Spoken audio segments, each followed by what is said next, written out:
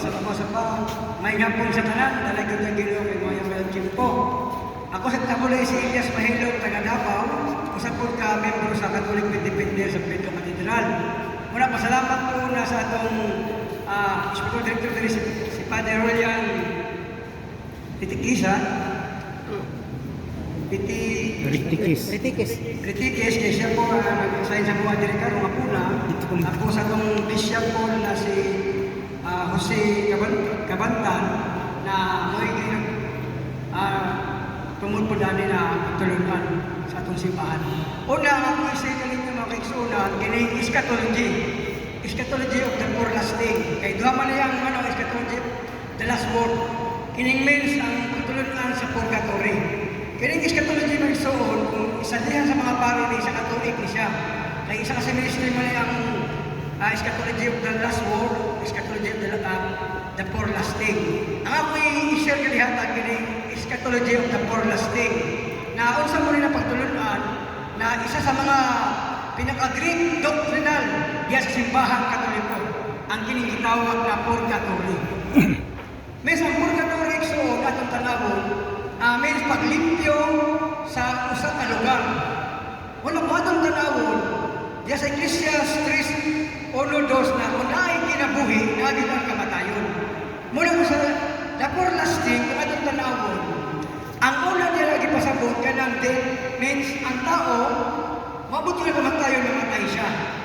Minsan ang kamatayon, yan ko makita, na kontinuon na naglalakad siya sa Ginoo, nihatag sa siyang kinabuhi, upang sa mga santo sa nasa langit, iksoon, ito makita na kung usa makapatutan, na binasabara, kasi lahat nakita ito sa Pinagayan, Kapitulo 6, versikulo 9, na dito may singgit ang mga tao na ginuntos at tubangan sa altar sa lating karnero. So sa ato pa, kung mapatutan, diya sa balang kasulatan, diya sa atong magisteryo, na balang tawhana, nagasunod sa atong Ginoo sa Kristo, sama sa atong gobyerno, ng mga bayani na sina Dr. Si Rizal, o si Andres Bonifacio. Tagaan sila o mariwalig sa na i-declare sila ng mga santos. So sa ato pa, inigkamatay na isa ang tao, ang patulungan niya kung mapatutan yun, langit siya. Apan, kung diyan mapatutan ng tao sa balang kasulatan, inigkamatay sa tao, ipakita sa Pinagayan, Kapitulo 20, versikulo 14, na ikaduhang kamatayon. Means, dili sa kamatayon na pisikal. Nag-iingon niya mo na may Biblia sa inyong balay, na gitawag ka na ikaduhang kamatayon, apan dili mawala, dili mahanaw ang kalan, kung dili mag-antos sa walay katapusan sila. So sa ato pa, imperno. Kinsa man nasa imperno iksoon, katong mga tao na may sumpang, may rebelde, wala ipakabala sa pulong sa Ginoo. Kanunay kasuko sa nagkinabuhi, hindi ka balik mo pasaylo. Walay pagtuo, walay Ginoo, walay kimba. Sumala sa katikismo, imperno, kung dili ka mamayo o pasaylo. Walang iksoon ko tanawon, ang the forelasting, i-isip na ito nila mga 10-15 minutes, napatayag na ito, na ang simbahan, sama sa mga dili Katoliko, at ang mga iksoon na, Henesis 1:21-26, ang Ginoo mingon, himutong tao sama sa tagaway kasamahan. So sa ato pa, ang atong iksoon na dili Katoliko, iksoon dyan muna ito sila, apan lahi lang yung pagtungo. Wala iksoon atong tanawon, ang pagtungo sa mga dili Katoliko o sa Katoliko, usara yun. Ang destinasyon sa tao inikamatay, duhara, langit ra yun o imperno, dito nakahantod sa antod. Apan tungod sa law pamanantong sa simbahan, gigamit ang balaan kasulatan, na ay lugar na dili langit o dili imperno. Apan, gitawag kini gideterminuhan, gigamit ang autorite, San Mateo Kapitulo 16, versikulo 19. Kung sa itugod sa yuta, itugod sa langit, ang idili sa yuta, idili sa langit. So sa ato pa ang simbahan, nagtermino, kung sa kining pangalan, alang sa lugar na dili langit o dili imperno, na mao ang purgatory.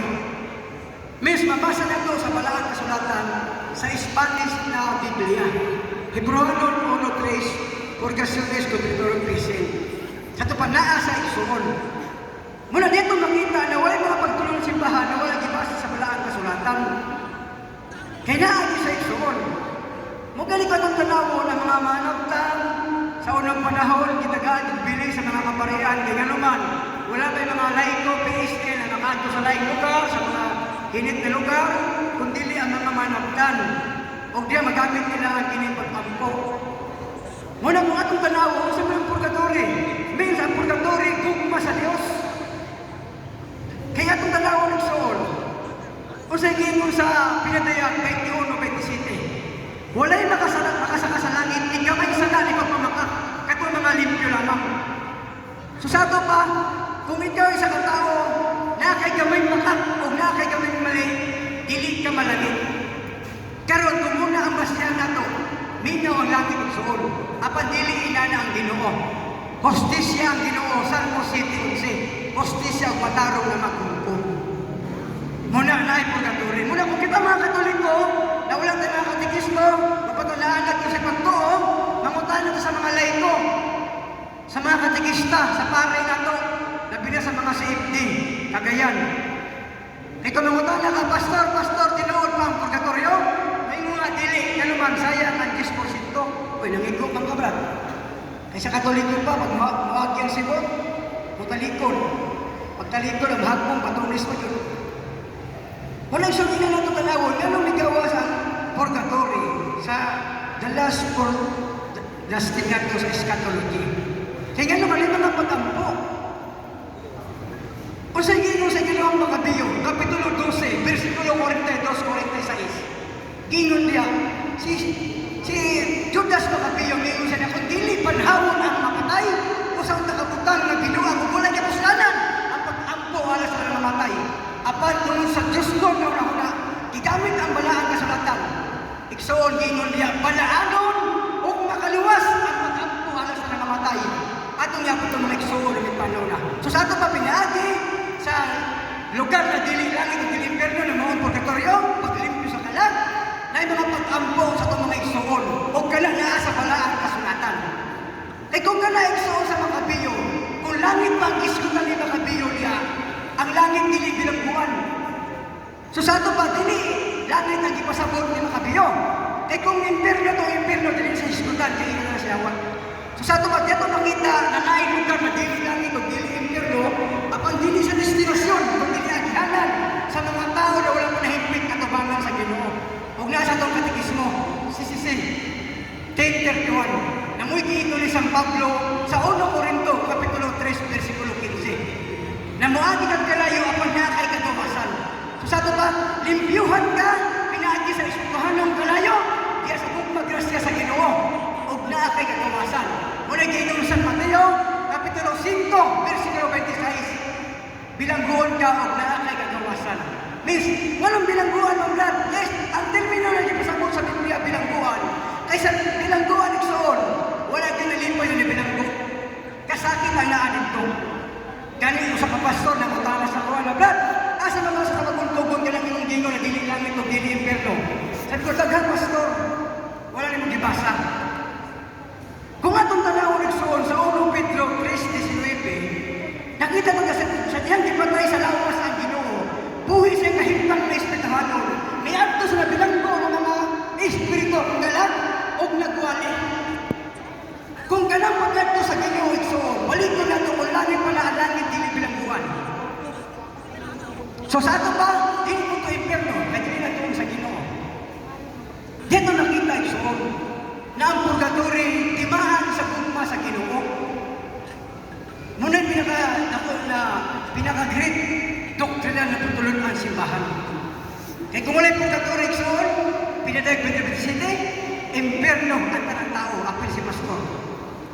Kaya kung lang may Biblia, balik ko na ko, pinadayag 21-27. Walay makasaka sa langit, ni gamay sala, ni pagpamakak, kato mga limpyo lamang. Muna na yung paglimpyo na ginahimo, kung cleansing. For example, atong ano sa balay. Sa atong balay naman tayo panggirahan. Sa atong panggirahan, mabuhat ang plato, makaon na sa lamisa. Pagkaon na sa lamisa, nasa man tayo ng plato, sa lababo, aron siya, limpyuhan, para limpyo ibalik sa pagkiraan. Inalam mo ng atong kalag, iya sa Ginoo, ibuhat sa Ginoo, mabalik sa Ginoo, apan na ay proseso.